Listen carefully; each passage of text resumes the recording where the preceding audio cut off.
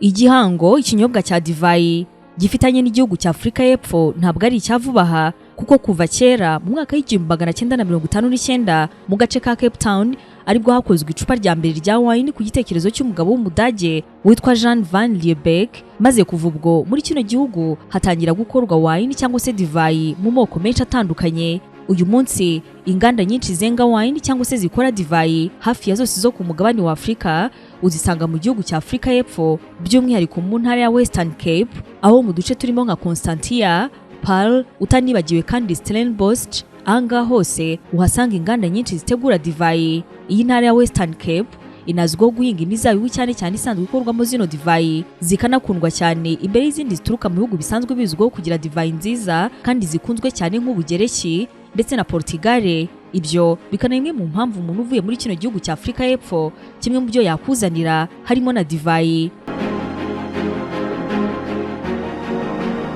Urugendo rwo gutembera mu nganda zitandukanye zikora DiVAYI muri Afrika y'Epfo ntabwo ari urugendo rugufi, dore ko buri ruganda rufite ikintu cyarwo. Gusa twebwe uyu munsi twahisemo uruganda rwitwa Van Lovelen rukora ubwoko bwa DiVAYI zizwi cyane kandi zinakunzwe cyane muri Afrika. Izi ngizi zizwi ku izina rya COUSiNS, ababyara bane. Iyi DiVAYI ikana imwe mu z'abakunzi benshi ba wine bakunda, ndetse benshi mwana dusabye ikaze muri kino kiganiro cyacu rero, maze turebe inkomoko ya DiVAYI ya COUSiNS abantu benshi bakunze kunywa, maze nyuma bakaba bakwibaza niba koko bano bantu bayikoze ari ababyara. Nk'ibisanzwe ukaba ugiye kubana nanjye abayo Yvette Sandrine.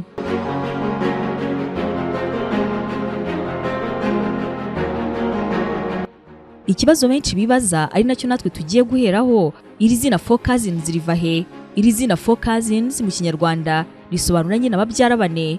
Ni wine koko igizwe n'abantu bane bafitanye isano ya hafi, abangaba bakaba babyara nkuko nyine izina ryabo ribisobanura. Abagize rino tsinda n'uwitwa Busso, Henny, Philip ndetse na Neil. Aba bakaba bariyemeje kubyaza amafaranga ubuvandimwe bahuriyeho binyuze muri DiVAYI ifatwa nk'iya mbere muri Afrika y'Epfo. Inkuru yabo babyara bahisemo gukora DiVAYI ya COUSiNS zitangira ryari? Inkuru yabo ntabwo itangirira aha kuko itangira kera mu mwaka w'1937. Iki gihe umusaza umwe yaguze ubutaka bwo gukoreramo ubuhinzi bw'imizabibu mu kibaya cyitwa Robertson.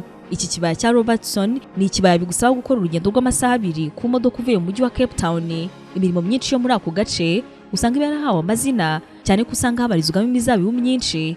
Buri gace hano kaba gafite nyirako wahinzemo uba ugomba kwita ku murima we, cyane ko bavuga yuko uburyohe bwa DiVAYI cyangwa se bwa wine ubu ngubu butangira mu murima ubuhinzwemo iyo mizabibu. Uyu musaza amaze kugura uno murima, ni umurima yabonye bimugoye, dore ko yari yarawishyuye amafaranga menshi cyane kugira ngo abashe kuwegukana. Kubera amafaranga menshi y'umurengera rero yawutanzeho, abaturanyi be benshi bari banaturiye uno murima munini bamubazaga niba yarawuguze azi ko harimo ibirombe bya zahabu, kuko ntabwo biyumvishaga ubwinshi bw'amafaranga yawutanzweho. Nyamara yari afite umugambi wo kugabanya abana be uko ari 9. Ahangaha rero ni nabyo yakoze, awugabanyamo ibice byinshi. Amaze kubigenza gutyo rero, buri mwana yamuhaye igice cyanditsemo inyuguti ye, maze bano bana batangira gukora imirimo itandukanye mu bijyanye n'uyu murima. Muri aba bana uyu musaza yari amaze kugabanya iyo mirima ye, byaje gutuma Henny Senior umwe mu bana be afata agace k'umurima kariho inyuguti ya F, kuko nyine ibyo bice byose uyu musaza yari amaze kubigabanya abana be. Uyu mwana we Henny Senior mu mwaka w'1939 yashatse umugore witwa Jean Van. Uyu nguyu akaba yari umwarimu waturukaga muri karitsiye bari baturanye, hakaba naho hariraga imizabibu cyane. Ubwo uyu mugore yabagaje mu murima kureba umugabo we Henny, yabonaga inyuguti ya F yari yarahawe, maze akumva biramubangamiye, akumva ndetse nubwo ari ibintu bisobanura ikintu cyiza na gato. Ati iriya F isobanura fools na failures, abadatekereza kandi batsinzwe. Ibyo nibyo byahitaga bimuza mu mutwe. Uyu mugore yagerageje kubiganiriza umugabo we ati iriya nyuguti ya F bagwaye reka tuzayihindure. Umugabo we ati iriya F uzagerageze kuyibonamo friendship na flowers cyangwa se ubucuti n'indabyo aho kuyibona mu bundi buryo bubi. Nyamara bino nubwo yageragezaga kubitekereza neza ariko kandi ntabwo byamunyuze, ahubwo yatangiye gushaka uburyo yabwira umugabo we maze bagahindura izina.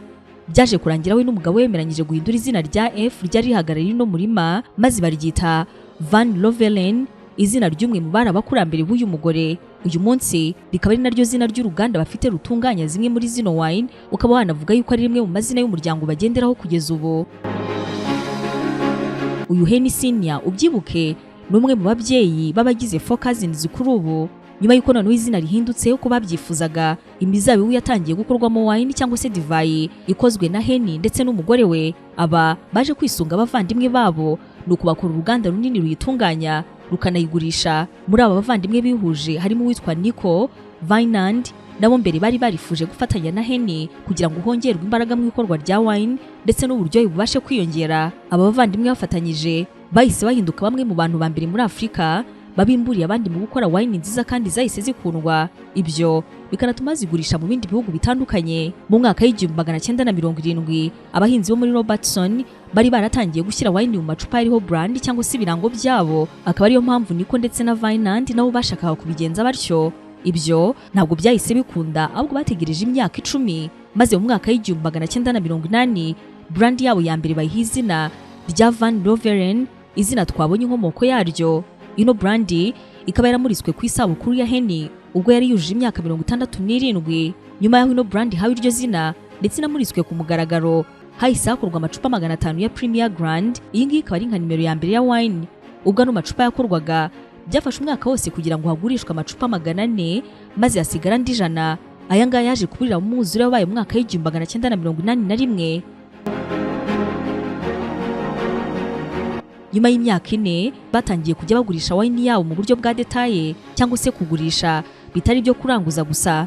Nyamara bano bavandimwe nyuma yo gutangira iyo business yabo ababaranguriraga ntabwo babyishimiye cyane ko baje kubaburira yuko nibakomeza kubigenza gutyo bazareka gukomeza kubarangurira kuko ibyo bari barimo gukora byari bimeze nk'ihangana. Ahangaha kandi banabwiwe yuko ba nyiri igicuruzwa bari kuzajya bayitangira kuri make. Ibi ngibi nibyo byatumye WiNE ndetse na Nico bicara maze bafata umwanzuro wo gukomeza inzira bari baratangiye gucuruza wine zabo kandi kuri detaye, ahubwo bahita banasohora wine y'umweru. Ino yanaje gukundwa cyane inabinjiza amafaranga ku rwego rwo hejuru. Aba bavandimwe rero byatumye abona yuko niyo bafatirwa ingamba n'ababaguriraga ntacyo byabitwaye kuko bari batangiye kubona yuko nta ngaruka byagira ku bucuruzi bwabo. Nyuma gato nibwo turi buze kuza kwinjira neza kuri COUSiNS. Aha nibwo inkuru yaba abangaba twese twabashije kumenya yinjira hano. Urumva abangaba bari abavandimwe, aba bose bari bafatanyije uruganda, biranumvikana kandi kuko bari bafite imiryango, bari barabyaye banafite abana mu by'ukuri kandi bakuru. Aba bana babo rero bamwe muri bo bari baragiye bakunda imirimo y'ababyeyi babo bagakorana kandi bagakunda gufasha imiryango yabo cyane. Aba bana barababyara. Abangaba inkuru yabo itangira mu mwaka w'1990. Ahangaha rero nibwo abana ba Nico, umwe muri babagabo twabonye haruguru aribo Vaso ndetse na Henny Junior, bahuraga n'abana ba WiNE aribo Philip na Neil. Wabyumvise ko babiri bavukana n'abandi babiri bikaba gutyo. Maze bano bana bari bamaze igihe bigishwa byinshi kuri business, bagakunda kureba uko divayi yengwa n'ababyeyi babo ndetse bakanakunda kuyisangira ari bane. Batangiye gutekereza ku kuba bakora undi mushinga ariko kandi ushingiye kuba ababyeyi babo uko ari bane. Aba bamaraga amasaha menshi baganira, ari nako nyine basangira wine zabaga zenzwe n'ababyeyi babo. Umunsi umwe baribwiye batari kuwakora iyacu tukumva uko yabimeze. Baragiye barayikora, bahera mu murima byose barabyikorera. Nyuma yo kuyikora bayirayeho ijoro ryose, barayikunda cyane. Nyuma bahaye ku nshuti zabo nazo zirayikunda cyane, bayihaye n'ababyeyi babo. Batabwo bino bintu nimubireke muzabikomeze. Barayirebye bati nyamara twakora ibyiza kurenza ahubwo n'ibyabyeyi bacu bakoze. Mu mwaka wa 2000 ko batangije brandi batireka tuyita amazina yacu, ariko kandi basanga amazina yabo byaba ari birebire. Nyuma batireka tuyite 4 brothers, ariko kandi bati ntabwo twese tuvukana ahubwo babiri baravukana. Nibwo bahise bafata umwanzuro ino wine bayita COUSiNS. Izina rita rinafata ubwo.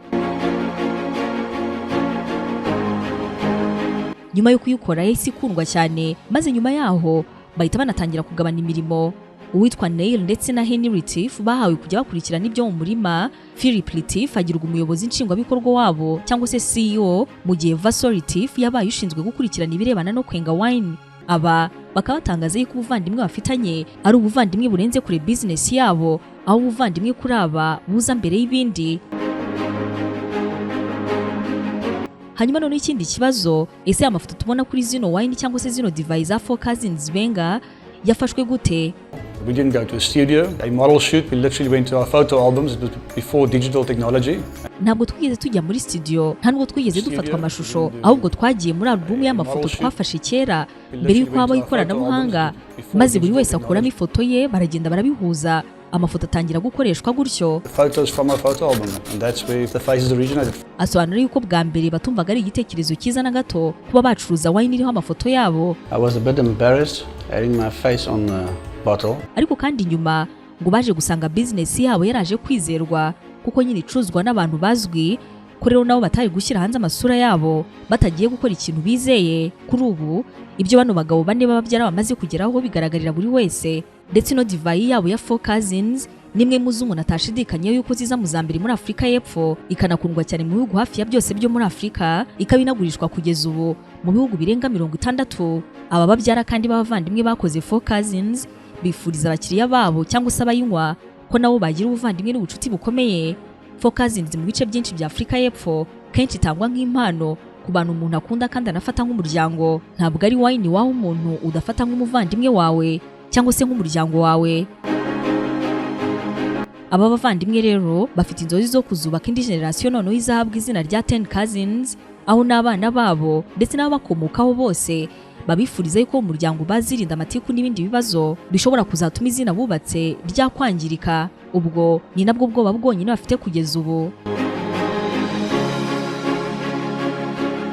Ngayo rero amateka ya COUSiNS, amateka ahera kera yaje gutuma abavandimwe bajyaga bicara bagasangira ndetse bakanaganira batekereza ku gukora wine, bamara kuyikora igakundwa maze nyuma bagahitamo kuyishyira hanze, yamara no kugera hanze igakundwa abantu benshi bagatangira kuyinywa. Turacyari kumwe no mu bindi biganiro bitandukanye ku nkomoko z'ibintu byihariye hirya no hino ku isi.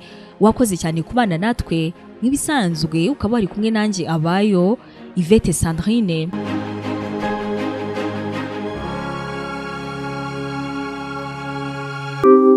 Imiterere y'imbere mu nzu yawe burya inerekana uko utekereza.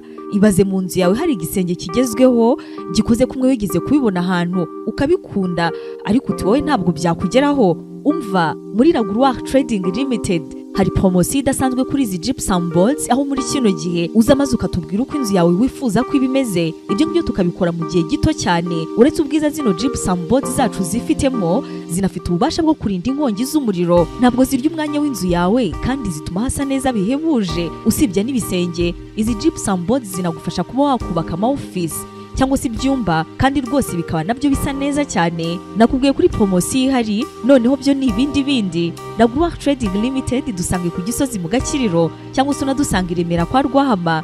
Yewe wanatuvugisha kuri izo telefone